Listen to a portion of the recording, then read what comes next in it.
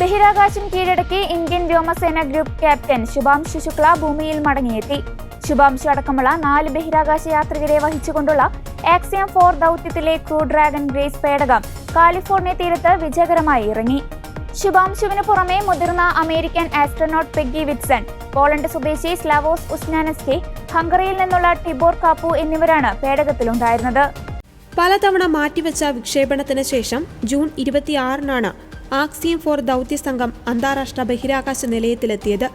നിലയത്തിൽ ലക്ഷ്യമിട്ട 60 പരീക്ഷണങ്ങളും പൂർത്തിയാക്കുവാൻ ആക്സിയം 4 സംഘത്തിന് കഴിഞ്ഞു. കേരളത്തിൽ നിന്ന് കൊണ്ടുപോയ 6 വിത്തിനങ്ങളുടെ പരീക്ഷണമടക്കം നിരവധി ഗവേഷണങ്ങൾ ISS-ൽ ശുഭാംശു ശുക്ലയുടെ മേൽനോട്ടത്തിൽ നടന്നു. വിവിധ പരീക്ഷണങ്ങളുടെ ഭാഗമായ സാമ്പിളുകളടക്കം 236 കിലോഗ്രാം കാർഗോ ഗ്രേസിൽ ഭൂമിയിലേക്ക് മടക്കിക്കൊണ്ടുവന്നു. ഭൂമിയിൽ തിരിച്ചെത്തിയ ആക്സിയം 4 ദൗത്യ സംഘത്തിന് 7 ദിവസത്തെ ഹൂസ്റ്റണിലെ ജോൺസൺ സ്പേസ് സെന്ററിൽ പോസ്റ്റ് ഫ്ലൈറ്റ് റീഹാബിലിറ്റേഷനാണ്. അത് പൂർത്തിയാക്കിയാൽ മാത്രമേ ശുഭാംശു ശുക്ല ഇന്ത്യയിലേക്ക് വരികയുള്ളൂ.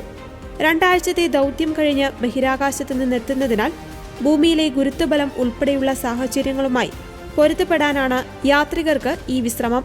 നാസയുടെ human health and performance team axiom 4 യാത്രികരുടെ ശാരീരികക്ഷമത, സന്തുലിതാവസ്ഥ, റിഫ്ലക്സുകൾ, ഹൃദയ സംബന്ധമായ പ്രവർത്തനം, രോഗപ്രതിരോധ പ്രതികരണം എന്നിവ ഉൾപ്പെടുന്ന നിരവധി മെഡിക്കൽ, മാനസിക വിലയിരുത്തലുകൾ നടത്തും.